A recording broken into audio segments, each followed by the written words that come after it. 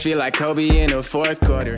This is the Dane Moore NBA podcast. We are brought to you by Prize Picks. Coming at you Tuesday night. It's May 20th after Game 1 of the Western Conference Finals. I'm here at Paycom Center with Britt, Robson after the Wolves dropped Game 1. Final score was 114-88. Britt, you said to me during the beginning of the fourth quarter, this was the Thunder's signature game, not the Wolves. I think I agree with that. What made it a signature performance from Oklahoma City? Let's start there before going into the Wolves. The grinding. What they do best is multiple forms of attack on defense. Their on-ball pressure is great. Most teams choose between on-ball pressure or gap help. They are physical enough and disciplined enough to make it work both ways. They pressure you into needing to get off the ball, and then the secondary players are ready to fill the gaps and intercept any passes that you're trying to get out of from the double team, or in some cases, a single team. You try to dribble, and somebody is at your side to lock you up, and it gets frustrating. And those types of turnovers that they generate when they do that are the type that go the other way for points. And they're very comfortable doing that. They're very comfortable making the interception and then making it a fast break drill, a classic thing that everybody at every level of basketball does. They're very efficient at it. Tonight, they got 31 points off turnovers. The Wolves got 10, plus 21 is kind of what they do. They were plus 30, 39-7, plus 32 on Game 7 against the Nuggets.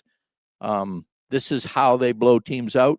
Right. And so they lead with their defense. And then it does seem like, in addition to getting off on fast breaks, I noticed that when that starts to happen, they develop an offensive rhythm, and their secondary players are front-running shooters. They're not clutch shooters, but if they get up a little bit, it's easier for that margin to go from like a 4-point lead to a 15-point lead because the others are getting hot. We saw that again tonight.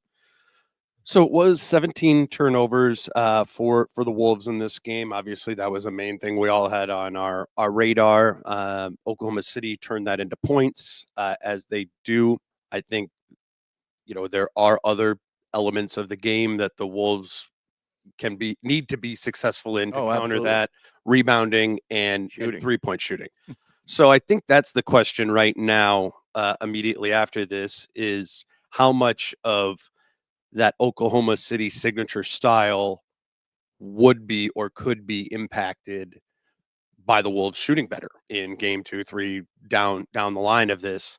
If the Wolves start hitting their threes, how would you see that impacting just the overall sort of tenacity? We know because we saw it in the first quarter. Yeah. We saw the Wolves turn the ball over 6 times, Right. then pounce on it, get a lot of points, and still trail because the Wolves were just blazing from outside.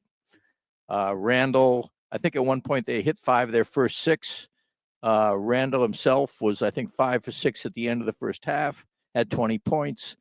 When we asked what the difference was in shooting, particularly DiVincenzo, but others say it was the ball pressure. I think they did elevate their ball pressure some, but I also think they began to make a few more shots, and so the Wolves weren't able to get out faster. They missed a lot of bunnies inside. The Wolves defense, I think, had a lot to do with that, but they still did miss some makeable shots that they began to make later.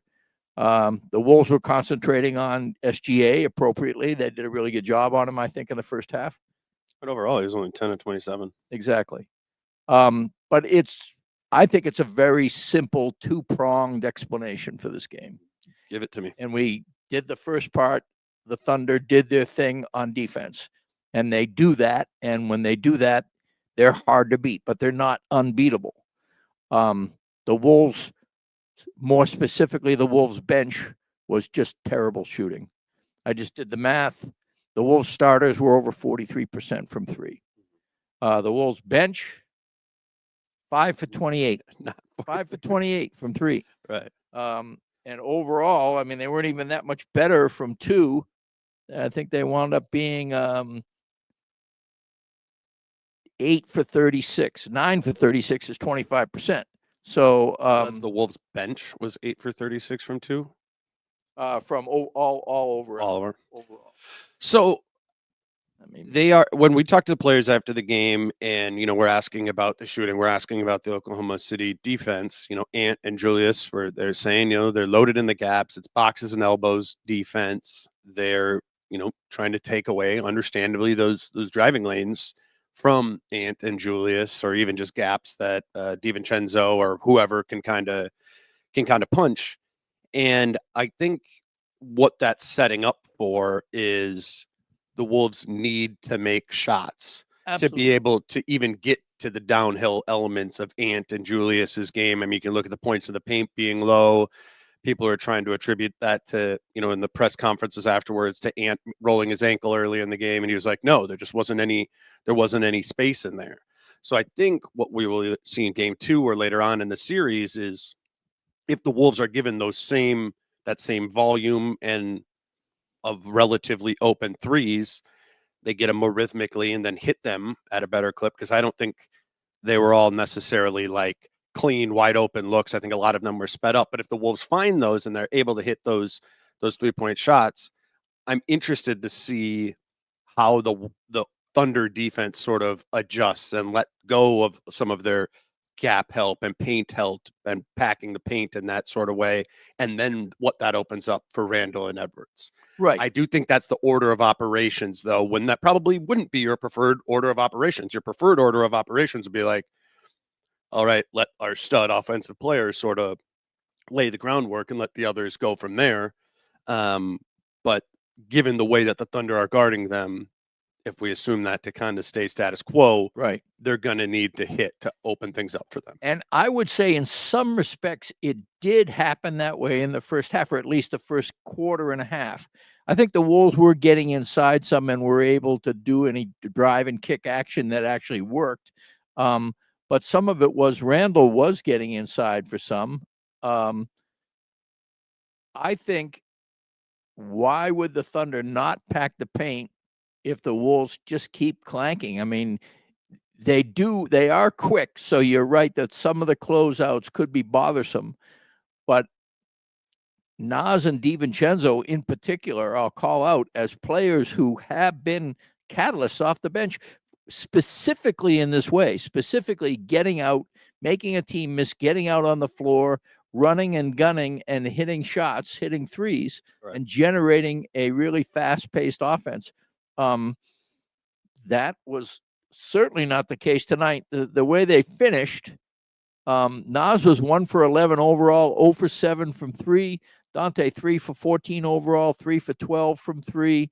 Nickeil Alexander 3 for 11 overall, 2 for 9 from 3. As I said, the starters, and it was mostly Randall, quite frankly, but Ant did hit 3 for 8. Jaden was 1 for 3. Conley 1 for 5. But they did hit over 40% of their threes. It does feel like the Wolves, if they're not going to hit their threes and they are going to have the paint packed, they're going to have to do the kind of secondary action they did against Golden State, in which they do multiple driving kicks. So at the very least, you're moving around the people who are packed in the paint. But at the end of the day, if you miss that many threes, some of them were open, some of them were kind of open. I mean, it's just so hard to. Yeah, I saw some of the tracking data stuff came out here. I have it. It's so unreliable. Yeah, it said. Sorry, bear with me here for a second. That ESPN's tracking data said the Wolves took 39 open threes and were 11 for 39 on those. And just I've looked at some of this before, and it's the openness is like kind of judged by where the defender is when you catch it as the shooter. It seems to be Right. I do think a lot of those look like that, where when they caught it, they were open, but the Thunder defender was scrambling out there enough that, I'm thinking about a couple of Mike Conley threes in the corner that felt like they were a little bit rushed. Most of DiVincenzo's felt a little bit rushed. Nickeil at time, Nas Right. at time too. So I don't I haven't really agreed with this throughout the all 3 rounds where the Wolves have had good games and bad games shooting, and it's like, I just make or miss. I think there's typically more behind the why of misses than there is just a randomness to it. Sure, was there some that they missed that were open that they knocked down in a normal situation that they knocked down in the playoffs? Yeah, but I'm not convinced they're just going, if they just ran out and took those same shots over again, that they go in at a much higher clip. That said, I think if they do hit them at a higher clip, because they were winning at halftime. Right. This wasn't like a game that the Thunder were dominating end to end. The final score has no. No. This is what the Thunder do. The Thunder turn a 10-point game into a 25-point game in a blink, and it just so happened they did it this time. Well, we'll get into that in a minute. I want to continue to focus on. I think you are correct that both Dante and Nas had some passes that made them open until the closeout, and then it was a tougher shot than we originally imagined. On the flip side, I think both of their confidences are low right now, and you can also almost automatically throw him into the mix on that. And what happens is they don't come down and shoot a open pull-up often. I mean, they didn't tonight. Let's put it that way. They were looking for things, and it seems odd because why are you looking for things when the Thunder are giving exactly the kind of team, though, that if you pause on them, it will only get worse. It won't get better. The Thunder won't put themselves in a worse position because you're holding on to the ball. They are so disciplined and so quick and so smart at what they do. This is what they do. So you heard it with movement, with ball and body movement. Right. They are an incredibly good anticipatory team.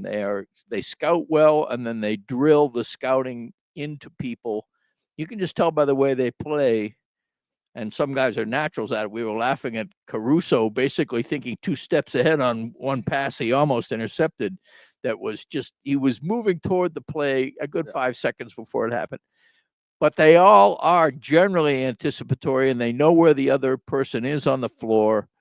It is their strength. And I always thought the key to game 1 would be that the Wolves exploit their rest and experience advantage and snatch a game that may still happen in game 2. I think it needs to happen in one of these first 2 games for them to win the series, quite frankly. I said that before it happened. I still believe that.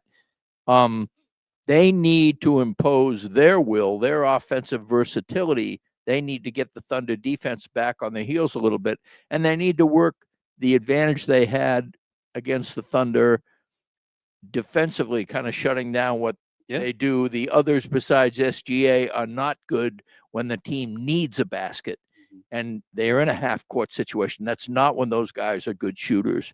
And so you need to keep the score tight enough, and you need to play defense well enough for that to happen. Chris Finch, at the end of the game tonight, said he thought that the offensive woes leaked into the defense, and that can't happen. Yeah, I think that ties to Rudy Gobert. I want to talk about him a little bit later, just to kind of wrap up the thought on the shooting and the bench, because I think that's the main thing that people are probably thinking about, tomorrow morning when they're listening to this or thinking back on the game. And I am getting to the point of wondering how bankable it is to anticipate close to regular season level shooting from Nasri, Dante DiVincenzo, and Nickeil Alexander-Walker. Right now it's a fool's errand. But because we're in like game 11 of the 3rd series of the playoffs. But if what I was saying earlier is the perimeter players making shots is the beginning of the pathway to open up the rest of the offense, that is seems that like a viable strategy? Yeah, I don't know what else what are the alternatives there. I mean, I guess you could start trying to play Ant off ball a little bit more. You could try to play Ant through the post a little bit more. You could try to play Julius through the post a little bit more.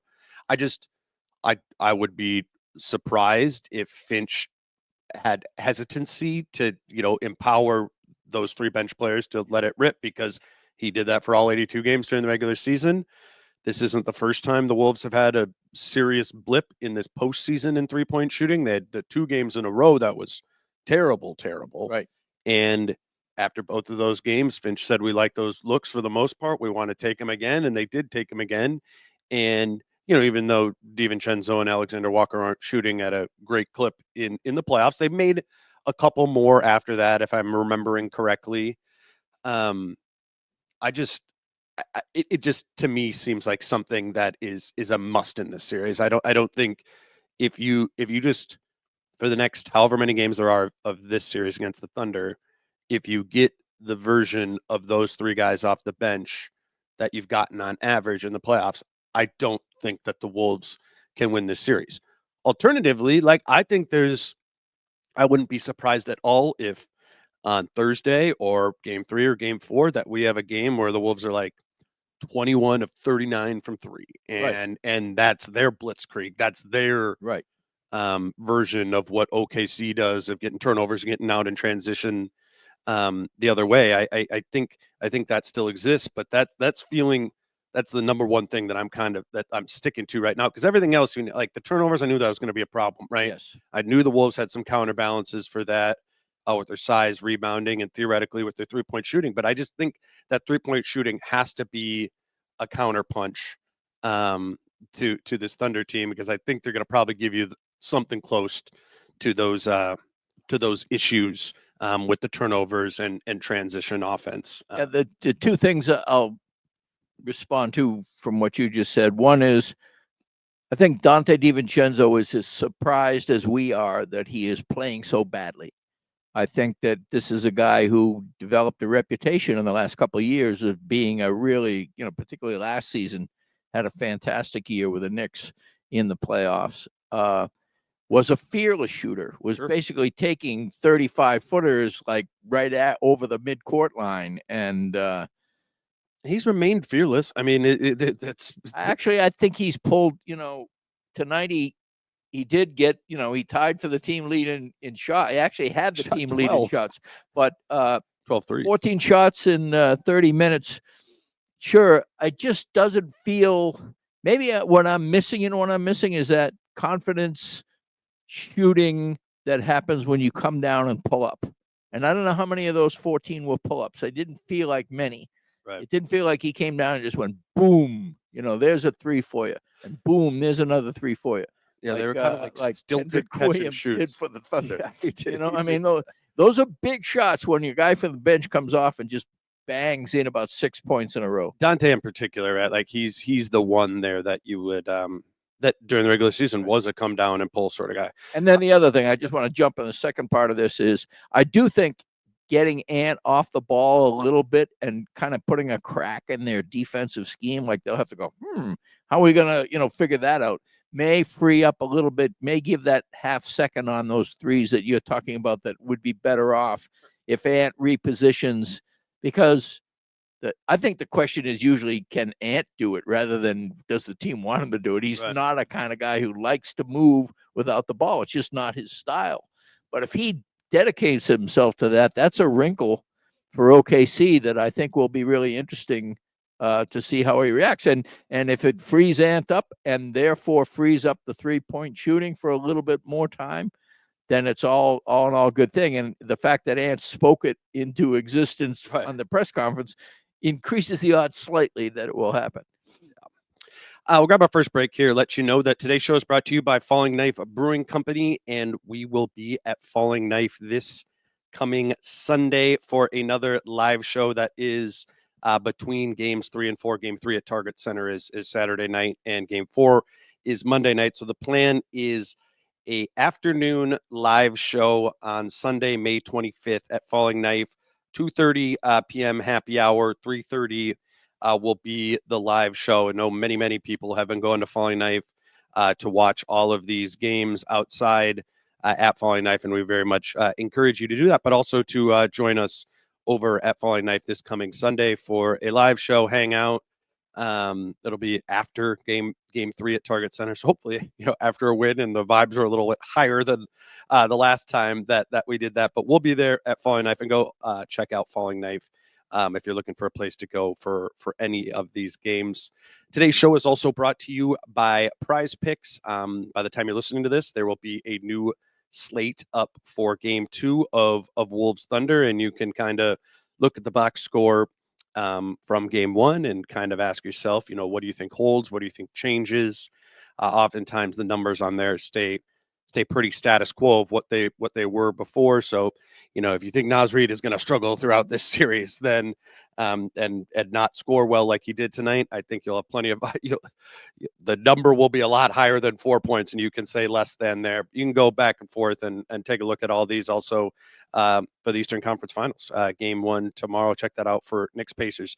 If you don't have a PrizePicks account and you would like one, sign up with the promo code Dane, and your account will be credited with $50 when you place your first $5 lineup. Do you have a direction that you want to go next? Because I do have one, but it's go for it. I think the Gobert piece of this is important, and I thought was fairly costly tonight, and I think the Wolves have been sort of towing this line over the course of the postseason of asking the question of, can we survive what he's lacking on offense or not giving them on offense so as to profit from what he's giving them defensively? True. And that's been this sort of razor's edge, and he's always stayed over playing half the minutes for the whole postseason. But tonight it was 21 minutes and 20 seconds that he played. He picked up 2 fouls in the first 90 seconds, did not get into any rhythm offensively. It was fumbly around the basket, looked a little bit lost on the short roll when he would get it delivered to him from Ant. And I like the Reed and Randall look too. And I get why Finch goes to it. I like the Reed McDaniels front court look. I like the Randall and McDaniels front court look. And I think that makes sense in this series. But this team is paying the 7'2" center $45 million or whatever it is this season to be a player that is playing and impactful in the playoffs. And this was supposed to be a series that there was going to be a little bit more opportunity for him to do that. There's bigger players on this team than there were on the Lakers or the Warriors. I know the Thunder go small too. They pull him out to the perimeter a little bit, which takes him away from them, takes away a little bit of his defense. But I think a big part of the first half and why the Wolves were winning at halftime was because of their defense. And I know Rudy was in foul trouble. He wasn't out there the whole time. But when Rudy is a part of the defense, you do what you were doing in the first half tonight, where you go, it doesn't feel like the Wolves are playing that well, but they're up 24-18. It's halftime. Right. That offense stunk, but why are they up 48-44? And oftentimes the common denominator there is, Rudy Gobert is giving them something defensively that maybe you aren't even really noticing in the moment, but the numbers over the course of time say, yeah, teams score a lot less when Rudy Gobert is out there. But this is the third series in a row where they look like they're really questioning that value proposition of playing him given the cost of what he's doing to the Wolves offense.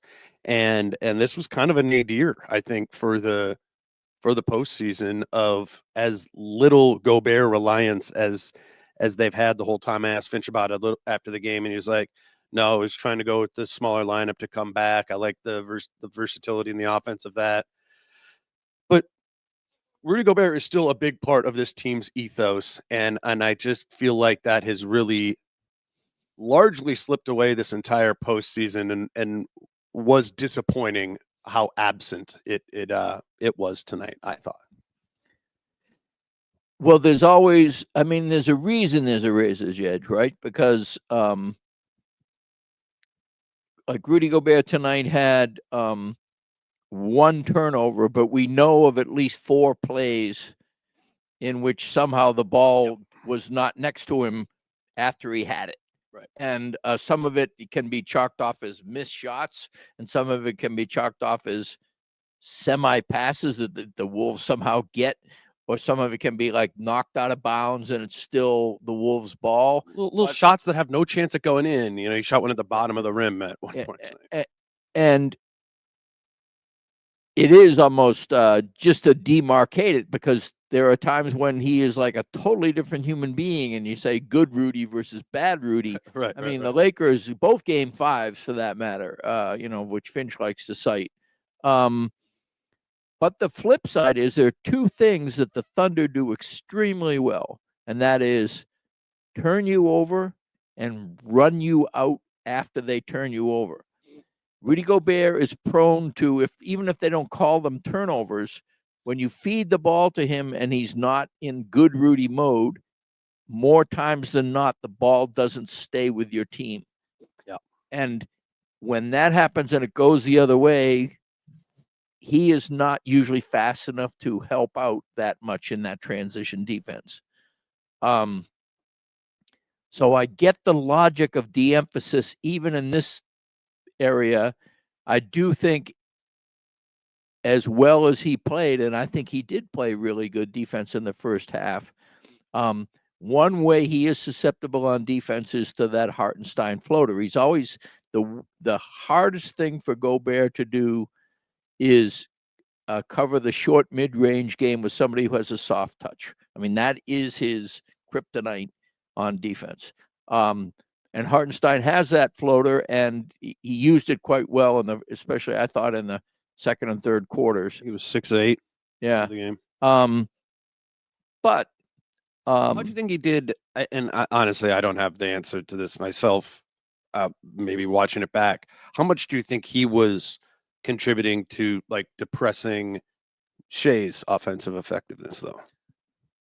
You mean Gobert? Yeah, Gobert. Oh, definitely. I mean, and I mean, I just gave you the rationale for de-emphasizing Gobert. I can tell you that if Naz Reid is going to go 1 for 11, I'll tell you right now, that's not an answer for putting Gobert on the bench. Right. And Julius Randle was fantastic. I mean, literally like Hercules holding up the world in the first quarter.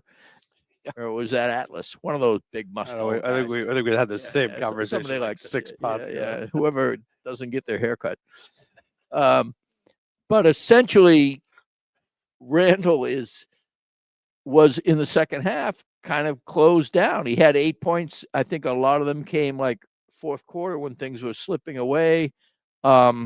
You just noticed the one thing that I think they put Dort on him more. They took Dort off Ant and they threw him on, which makes sense. Yeah, it was Caruso and Dort got licks at him. Jalen Williams, J-Dub. Yep. Did.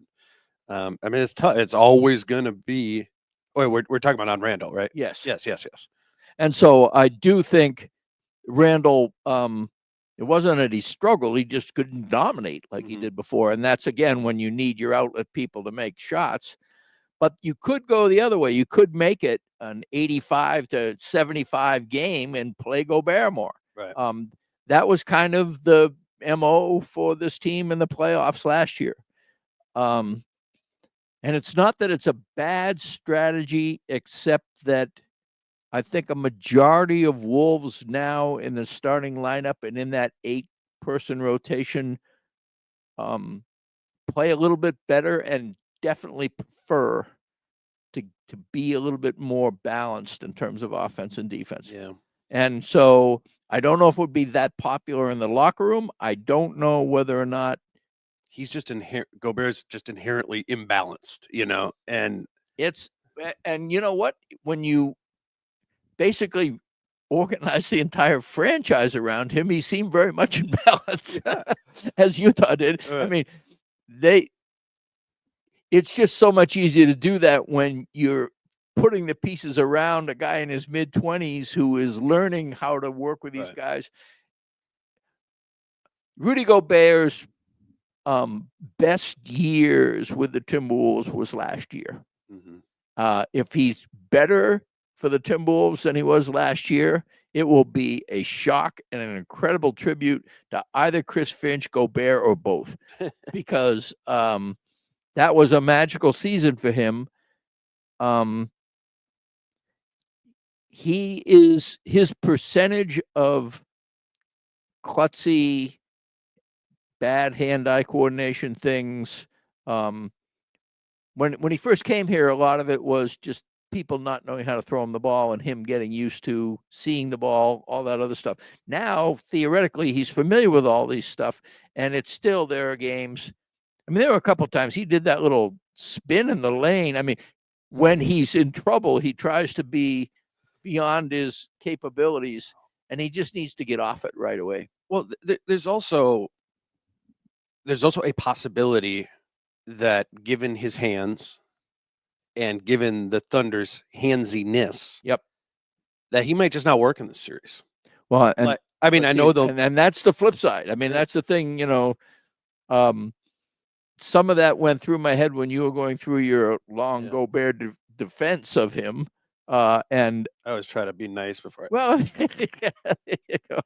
No, I mean, I think a hug and a shiv at the same time. Yeah, he needs to, right. No, I mean, I'm obviously a Gobert. We're both Gobert fans, right? It's just it's. I wouldn't be surprised if at the end of this series we go, the majority of the games, the Thunder's defense was way too overwhelming for him to have any sort of impact, which would be kind of the status quo of what this playoffs have been. Again, from an offensive standpoint, where he's been impactful offensively, and prior to tonight, in the first 10 games of the postseason, 3. Mm-hmm. Right. I mean, I don't know. Maybe you could point to another one with offensive rebounds or something like that. But right. I do anticipate, whenever the postseason is, a postseason conversation that we have no idea what will happen, because Tim Connolly and Chris Finch are creative. They come up with things that we don't imagine to be the logical answer. And we've seen it work often enough that I don't, I mean, I've questioned it. You got to question it. You got to go with what you think always, but I am far more likely to give credence to what they say. The point being, they signed Rudy. I think Nas and Randall both have player options. It is a fascinating equation now, given the second apron constraints and all this other stuff. If you pay them all what they're worth, you're in trouble. And the one on the books is the guy right now who seems like the least fit. Yeah, no, I wouldn't say he's the worst. I would say I wouldn't say he's the worst by any means. Yeah, and I know you feel that way too. The fit seems the most awkward, or it certainly has this postseason. I will say, though, in that third quarter, when it felt like the Wolves had an opportunity, the offense started going a little bit more, and Dort and Hartenstein both picked up their fourth foul early in the third quarter. You're like, okay, here's an opportunity, and the Wolves, there's no Gobert out there, and it's Reed and Randall, and they were scoring, but the Thunder were scoring as well, and so. Right. I'm sure there's plenty of people out there after tonight, and frankly has been for months, going on, of just like, let go of Rudy at the 5, and the future be Reed and Randall or whatever. Right. It just, this team would not be here right now if Rudy wasn't on the team, because of how much his defense meant to the regular season to make them a 6th seed. Right. It's the same thing a year ago, is why they had a top the 3rd seed in the league. So they do. I don't know. It would just, the team would really change if Rudy wasn't on it, or in this series. I'm saying more focused on this, I guess. If he isn't playing, like, the team is just going to crater points defensively, not because Naz Reid is a terrible defender, not because Julius Randle's a terrible defender, but high quality offenses like in Oklahoma City are going to be able to score against those type of Wolves front courts, even if you have Jaden McDaniels out there in the 3, and you have Ant at the 2, and you have Nikhil or Dante or Mike at the 1, which is other good personnel. The most impactful type of defender is a rim protector. Mm-hmm. And I part of me does almost like assume that that's the future of this team, is they don't have this lumbering center at some point down the line. But they do right now. And I think that's as instrumental as getting better 3-point shooting. What we were talking about at the top is Rudy needs to have a way to be in this series and impactful. It's just, given now how little he's done from a production standpoint in the postseason, it's hard for me to picture like game 2. Okay, oh, Rudy played 36 minutes and had 9 offensive. I just those are starting to feel like long shots. We can move off of Rudy though. Where do you want to go next? Well, I mean, this dovetails right into what I was about to say, which is that I picked the Wolves to win this series. You did? And a lot of it, I mean, my only qualifier was I need to win one of the first 2 games in Oklahoma City. But let's put that aside for a minute. The reason I chose I love Oklahoma City and I love the way they play and I have great respect for them. But what has impressed me over the last month and a half, 2 months, second half of the regular season, second third of the regular season, last third of the regular season, I mean, not second third, and the playoffs, has been exactly what you're talking about, the ability to take different components Right. and use them at certain times and have players adjust to those weaknesses and strengths, turning into synergistic games. Sometimes the unit on the floor is more effective than they were in previous games. But when they're not as effective, there is a unit that comes in and is as effective. That balance and versatility at both ends of the court is the best I've seen since probably 03, 04, when they had a pretty good one with KG and Spree on defense and Casella, KG, and Trenton Hassel on defense, Fred Hoiberg on offense. They had really cool components that mixed a good balance. And this team, probably since third week of February on, maybe a little later, have had a great balance. And it's more than just that. Balance doesn't happen without a real buy-in and self-sacrifice, a vibe of, for lack of a better word. It really is something that is hard to build. And yet at this time of the season, I think it's not easy to break, but it's breakable.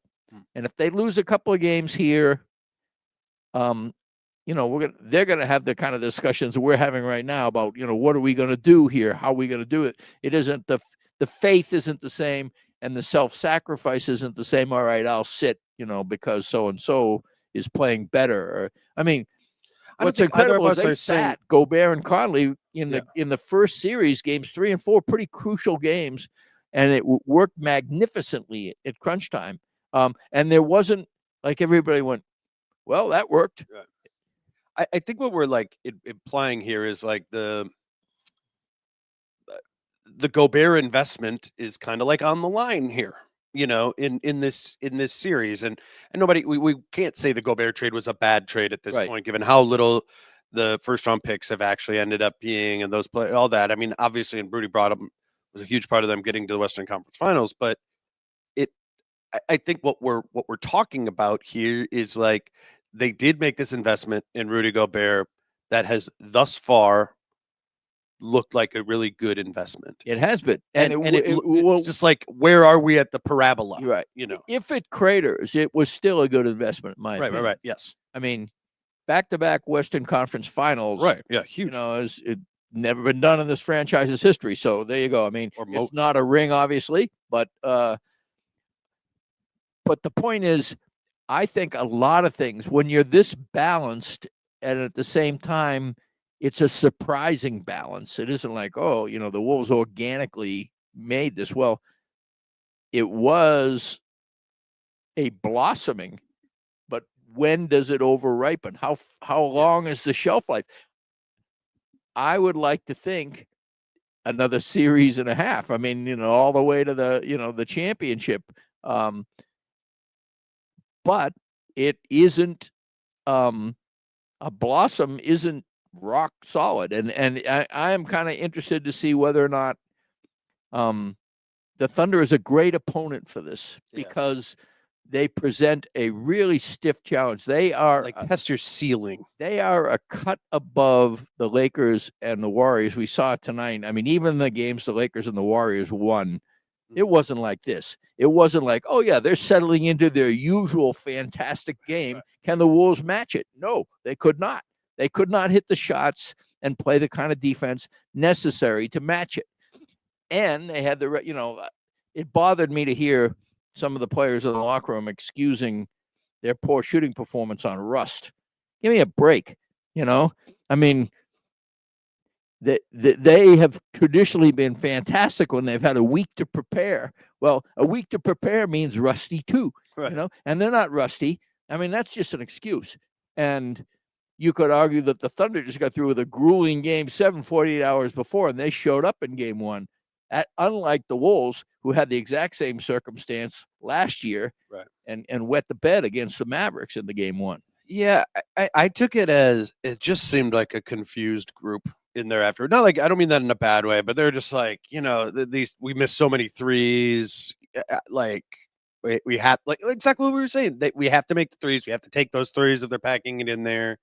And then I think it was more just kind of like falling into the cliches of answering five different questions. Embarrassing. I mean, you sit there in the locker room. Both Dante DiVincenzo and Naz Reid had to sit in the locker room. They were the two guys that wouldn't go out to the podium, and and they have to. They wouldn't there. go out to the podium. They weren't the podium players. Yeah, exactly.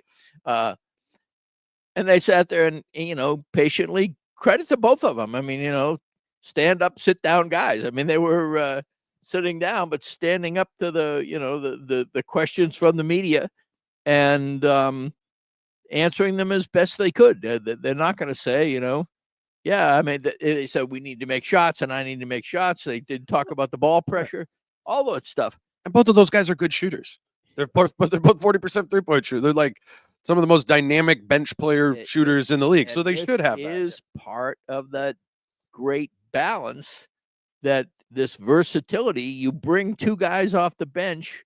I mean, I remember arguing like one of the reasons that the Wolves had a really good chance to beat the Lakers was because they had two catalysts who come off the bench and just bomb you into submission. And tonight was the opposite of that. Tonight they came in and the Wolves flagged when that happened. They couldn't make open shots. And Mike Conley was not a great shot maker tonight. Nickeil Alexander was not a great shot maker tonight. That's four people who shoot over 37, 38% for the season, all not shooting well. I mean, Anthony Edwards and Julius Randle were right to wonder, what's next here? How are we going to break this? If they pack the paint or they send Lou Dort and Jalen Williams at me, how am I going to confront that? And that's the kind of thing that disrupts that blooming and that balance and that versatility, is when a part of the balance is faulty consistently. And what you're talking about, what we've talked about thus far now, is Rudy Gobert being faulty consistently and DiVincenzo and Naz being faulty consistently at different points during this series. And this postseason, still, the flip side of this is it's one game. They won the home game. The Thunder did their thing. And the Wolves do. They still have a shot. They still have an ability to do this. But the point is, the Thunder have a tried and true thing. I felt like they were a little bit too technocratic as an organization. Everything is so disciplined, so crisp. This is what we'll do. It's almost robotic. We'll tweak this and do this. I mean, you listen to Dagnall before the game, there have been 24 times where we've won the game when the other team is shot above 35%, and 27 times where we won the game when we shot below 35%. I think you remember that accurately. I think those were the exact numbers. I don't know exactly what it was. Like maybe I got, he blew some robotic genes in my direction. But the point is that I don't know if they have that emotional juice that sometimes is necessary to come out and win a playoff game. The Nuggets in Game 7 would disagree. But I think they were a vastly better team than the Nuggets. So is that, you said you wanted to talk about why you picked the Wolves to win this series in 6. Is that the Thunder thing that you were talking about? The one thing I was thinking of was that the Wolves, I think, have found a vibe. They found a balance of versatility. Julius Randle came in and disrupted a lot of things, and they fixed it. Everybody fixed it. I mean, Randall got in the way of Conley's playmaking, got in the way of Jaden McDaniels, say 15 feet You're to the saying rim at the playmaking. beginning of the season, Julius was in those people's way. Absolutely. Yeah, and I now mean, it was disruptive, and there was no spacing. You remember the starters, the great argument about what are we going to do with no spacing on all these starters who can't shoot. And everybody had to compromise, and everybody did. Everybody sacrificed. Julius Randle totally remade his game. Jade McDaniels remade his game. He was not going to stand in the corner and shoot all the time. Mike Conley became a secondary playmaker for the first time in his very, very long career. Dante DiVincenzo came off the bench after he's going to play with his 3 Villanova guys in the New York City place he loves, the big ragu, ta-da. All of a sudden he's in Minnesota with a kid, and boom, boom, boom. And Nikhil's on like a cheap a contract that is almost insulting to his abilities, and it expires, and his minutes are shrinking. I mean, there's just all this stuff. So all those things weren't working, but now you think they're really rolling. So that's leading into the series. That's why they were going to win. The point is that everybody had things that were adversity, and I give a lot of credit to Chris Finch. I give a lot of credit to Tim Connolly, first of all, because he gets guys who are moldable in that way. We haven't seen a real bad actor come through here, since Lance Stevenson or D'Angelo Russell or something. I don't know, but all of these guys wanna come through for each other, and so that's the Wolves part of it. That self-sacrifice, teamwork. That's the Wolves case. Teamwork is not a cliche in that locker room. On the flip side, the Thunder have a great regular season strategy. How do you continue to be so good so consistently? Their worst 10-game stretch was 7-3, and they were 10 of those sometimes. They were 68-14 over the course of a year. They had very, very few, if any, falterings. Well, they lost 3 out of 5 to the Nuggets, and that was kind of a crisis of confidence. And I didn't know. I still think, Dagnall said it made us a better team, but they don't have that same kind of, they don't play with a lot of emotion. I mean, SGA is kind of like a very. You don't think they play with a lot of emotion? SGA? Or the Thunder in general? No, I don't. All right. You do? Yeah, I think it's like the most emotional team in the league. I think it's the most connected team in the league. I think it's the sharpest team in the league. Well, I mean, connected is different than emotional. I think that they are a machine. So, but okay, well, I'll just play devil's advocate here. Okay, sure. Maybe you're more in tune with what the Wolves' emotional flags are, and those are all right. I would Sure. co-sign every one of those things that you just noted there, and I do think it is a case for the Wolves to win this, peaking at the right time and doing that. And when you read it, or when you wrote it this morning, and I was obviously reading it before this game happened tonight, I was like, I see the logic in why. I see this pathway that Britt is describing for the Wolves to win. The way you were shaping it was a wider pathway than I viewed it, coming into the series. Right. And I didn't talk about the flaws of the Thunder because I did want to give the Thunder their due. I don't want to be stupid and and kind of. I wasn't taking it as that. Besmirch the Thunder, but I do think, for example, I mean, you just got through. I need to explain myself perhaps a little better. Compare SGA with Ant or Jokic, or pick a star, and tell me he isn't more technocratic than those guys.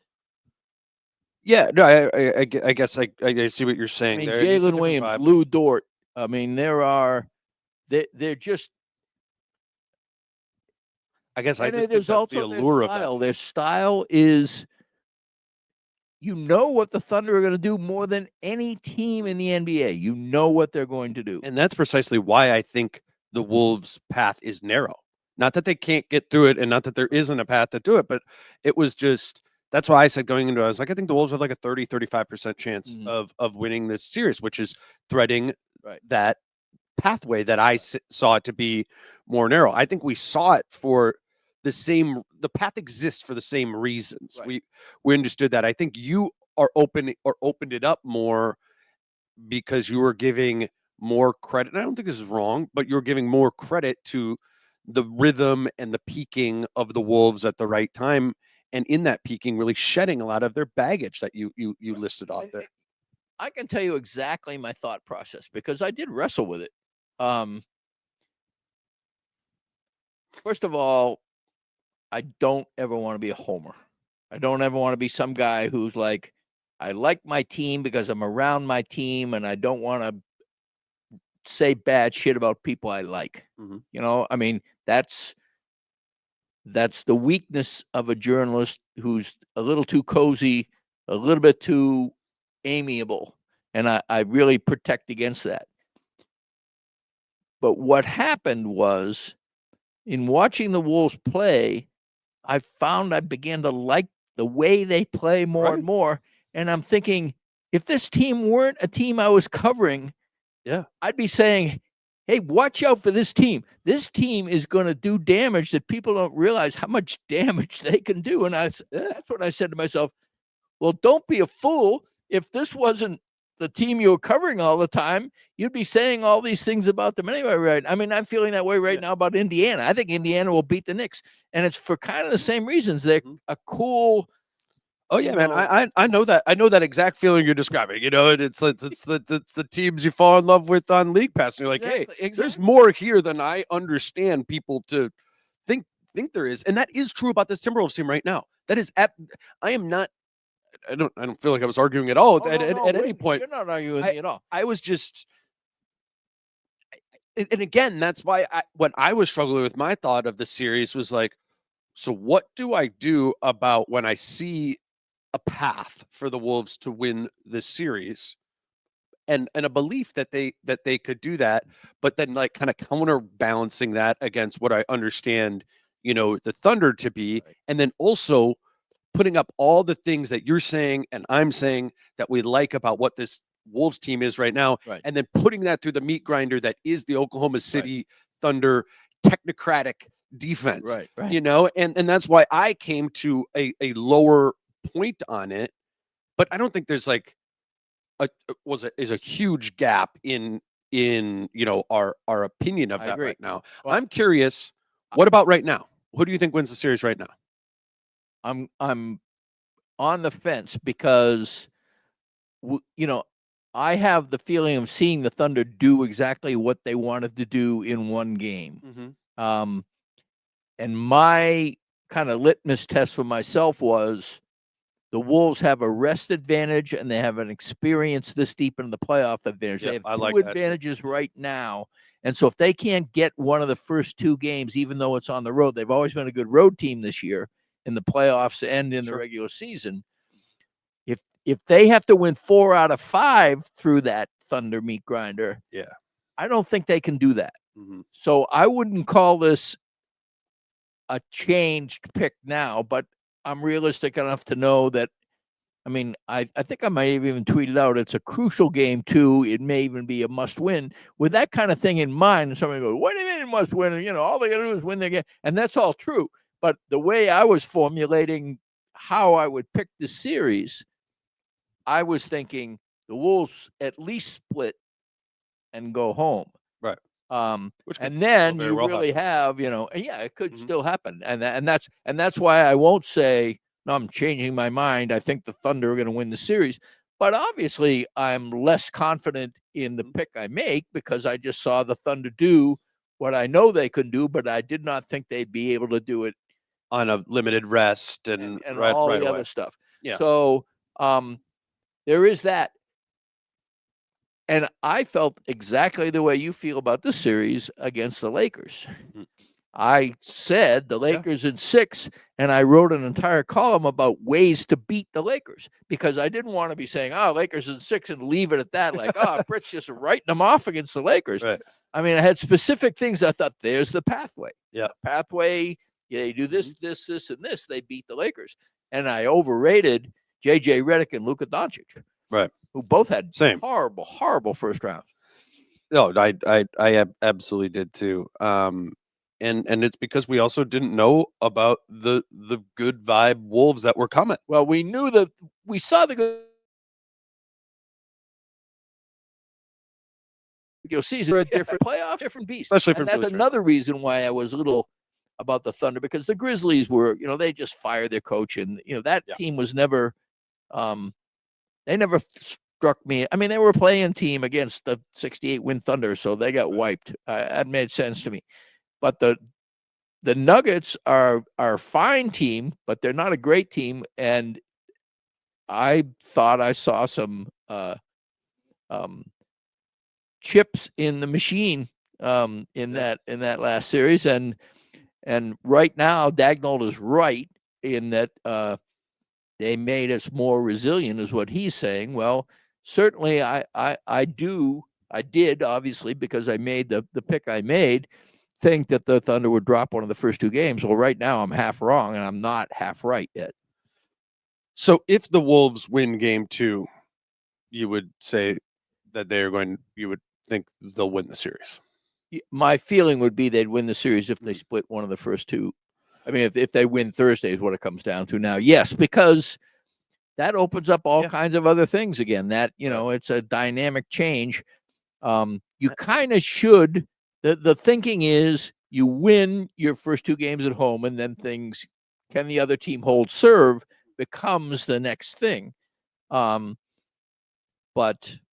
again, and none of this, and I know the caveat is probably unnecessary, but I have great respect for the Thunder, and I really enjoy watching them as a team. I just I have a league pass like fondness for the Wolves right now. Right. No, and I love that. And me too. And also, like, I think we could rattle through things right now. Maybe this is a way of like what could be different for game 2 and how they do win it. Like, I think if Jaden McDaniels doesn't pick up his if things right at the end of the second quarter got a little bit wonky for the Wolves, and I think it was like what was maybe an 8-9 point lead got cut to 4 at halftime. That's what happened. And Jaden picked up his second foul with like 25 seconds left in the second quarter. Yep. And then proceeded to pick up 2 more fouls right away at the beginning point of the game. And that, and then so that's where that opens it up. And now, by the end of the third quarter, the Thunder have opened up a double-digit lead, even though Hartenstein and Dort were in foul trouble in the third quarter as well. They're not as important. Yeah, I'm just saying there was these cracks of stuff that, like, if Jaden doesn't get in foul trouble, because Jaden I thought was really impactful offensively as well, if they would have taken more advantage of Hartenstein, the rim protector, being out, and Dort, their best perimeter defender, being out, okay, there's an opportunity there. And then if you factor in some better three-point shooting, for this team, like three-point shooting opens up a lot, right? So if none of that, if those things don't happen in the second half, is more shot making and less of the dysfunction right there. We're sitting here doing a podcast right now about the Wolves being up 1-0 and pointing to, I don't know, the Thunder did look like they were running low on gas. Smart with my pick. Yeah, right. And I wasn't. I think it's an interesting thing because I said this to you about discussion to have. Yeah, because I'd told you when I read your piece, I was like, it's actually weird. Like the way you formatted your column was the exact way I formatted my preview with Alex Spears, who covers the Thunder. Is like we were seeing the exact same things in this series as opportunities for the Wolves and potential, pratfalls. And we were doing it, like you said, virtually at the same time. I mean, when I was in the Denver airport writing my piece, you were on the air with this guy. Well, and I know sure as shit you didn't listen to the podcast. And you certainly weren't over my shoulder in the Denver. You don't think I was? I was just lurking in Denver. Yeah, why the hell were you in Denver? That didn't make any sense. We just talked about Rudy Gobert's fit and trying to figure that out. Yeah, Rudy would be another one. Jaden McDaniels fits. Yeah. That's the thing. Jaden McDaniels fits what's coming, and he fits what's here. Yeah. And more than almost anybody but Ant, I asked Finch if he should get more shots after the game, and Finch was really in a salty mood. court. He looked at us thinking, "Yeah, we should probably 5 isn't not too enough." He liked the question about Julius not getting enough shots more than he liked your question about Jade not getting enough exactly, but 5 shots for Jade. Yeah. And then I did ask, of course, this is like a softball for Ant, for God's sake. But I did say, I mean, the turning point of the game was when Jaden McDaniels got his 3rd and 4th fouls. Do you think the absence hurt him? And hell yeah, he guarded the 5, and I mean, he just went off. But I did think, and I think I tweeted it out. Danger zone. McDaniels 4 fouls, and early in the 3rd quarter. That's exactly when the Thunder, they've been, briefed in the locker room and have their programming cemented, and they're ready to come out and they come out really well prepared in the 3rd quarter and execute extremely well. And that's, I mean, both everyone, people listening to this know this too from watching them. Like, that's when they have these 3rd or 4th quarter waterfalls where they just wear you down with ball pressure over the course of time. Their ball pressure wins by generating some turnovers, and then there's this feeling from the offense, that's how they wear on you. And then and I will say the last thing of it felt in the Lakers series in Game 1, and in the Warriors series in Game 1. There were issues. I mean, Julius Randle struggled in both of those. Are his only 2 bad games of the playoffs, or rougher games. And there was some of that. And then the Wolves understood the assignment for Game 2. Right.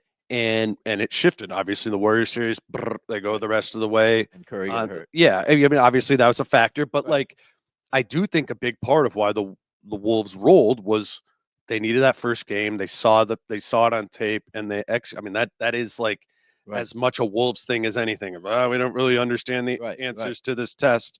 Oh, Finch tells us now we know all the answers.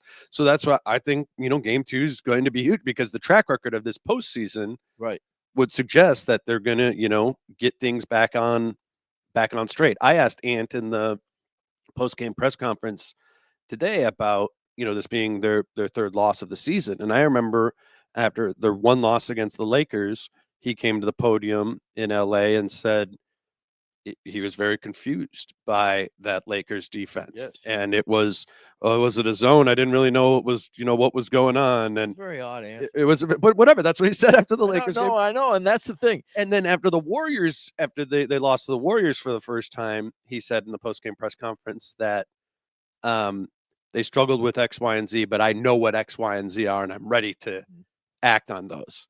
And so I posed the question to him in that way of, which one are you more at right now? And what he said, he's like, we know what the defense is. We know what they're doing here. They're loading in the paint. They're going to apply ball pressure on the perimeter, and we got to be able to get to the middle of the floor and kick out. Because the first half, man, it was easy offense for the Wolves. If you forget the result, it was like if anybody could touch the paint, 1 or 2 guys were wide open on the perimeter. If you kicked it, if you were able to kick it to them. So I do think, glass half full, that Ant is more in the Warriors series mode, closer to understanding what he needs to do against this Thunder team, whereas against the Lakers, he remained a little bit confused for the majority of that series. But I think that's the biggest thing, is Ant and Julius understanding what the defensive alignment of the opposing team is asking them to do, so as to be able to, win the game or play more effective offense. And I don't know if this is conscious or not, but I think Ann has enjoyed letting Julius eat first in a lot of these games, where he will have Julius be the main. Ant may handle the ball as much and have more assists, but Julius Randle's getting most of the points and seeming like the most dominant player. And that's smart. I agree that's totally what's happening, smart. because every defense is designed to take Ant away first. Exactly. Sometimes there are threads of how they're guarding Ant and setting up their defense overall that takes away some things from Julius too, because there's some similarities to the way Ant and Julius play. Yes. But I do think that is wise for Ant. But then when they need him, right, he's got to go. And I think that was something that was missing from Ant tonight. But I also think it was because it was kind of too late. I think what happens is they keep it close and it's right around in there. And when it was going to be Ant's time, you saw, remember when Ant like came down and purposefully went to the rim twice and also tried a mid-range another time. He shot like 3 times in 4 possessions, which is not his game up to that point. That was right around the time when McDaniels was either just before or just after he went out. And it felt like third quarter. Yeah. it felt like there was already a lot of leaks coming out of the dike. And it was just a little too late for what usually happens. It's usually this kind of thing where, okay, it isn't a baton passing. It's kind of a softening. All right, you've handled this end. I'm going to handle this end. We're doing it together, but now you'll be the enabler and I'll be the scorer or something. Right. And I think that just the best thing is when the it's Thunder, synergistic. you don't have as long of a runway to make that transition. I think you have to figure out the Thunder are just. I knew this when I wrote the piece, and it is the most predictable thing in the world that the Oklahoma City Thunder are a cut above the Los Angeles Lakers and the Golden State Warriors with or without Steph Curry. And so it will take, even if there are the lack of emotional bandwidth that enables them to do something, keep their incredibly disciplined, smart, active system and add some emotional juice that is different than the regular season grind emotional juice. Even if they can't do that, it's still an uphill climb. I think the Wolves are capable of it. I still do. But I do think they need to shoot better. They need to recognize patterns of success better when they are at their peak and when they are on the wane. And they need to play. Dante DiVincenzo in particular needs to play with a confidence he may not have right now. He needs to play himself into a rhythm, and probably Nas does too. And if you were absolutely right when you said if those guys if they're not going to hit some threes, then this series is probably over. Right. Yeah. But what we're describing is there's a pathway is there. A pathway was there before. Totally. And not, I mean, if I'm going to, well, they lost that opener, so see you later. No. And I don't think that, I mean, I think we just learned that the Thunder are ready for the series. They're good to go. And isn't like you're not getting a lethargic version of them, but the Wolves are a talented team, just as the Thunder are too.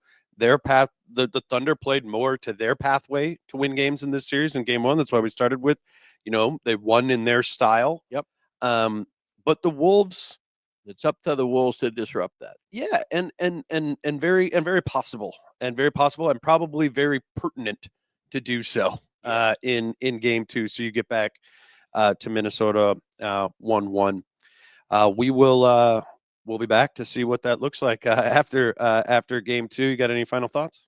No, that's it. I mean, I think I've unpacked everything. Yeah, no, I think we did. We're going. Yeah, I'm glad we got to talk about your series prediction and we'll it was we'll see kind where of it goes. liberating, to be honest with you. I mean, most of the time, really like unvarnished positive thoughts about the Wolves I have. I want to make sure, I'm not just gushing, I don't want to be a fanboy, and so. No, but I commend you for like leaning into that. Well, once I said to myself, hey, I like this team. What is so wrong with liking a team that you cover? Absolutely nothing. No, and I see the reasons, like I said, that you highlighted there. They'll be put through the test in game 2, and like I said, we'll be back to talk about it after that. Until then, he's Britt. I'm Dane. Peace out. How I'm feeling, man, I hope it never stop, yeah. Green and hot so you can find me in the crowd, yeah. Don't let standards ever bring you down, yeah.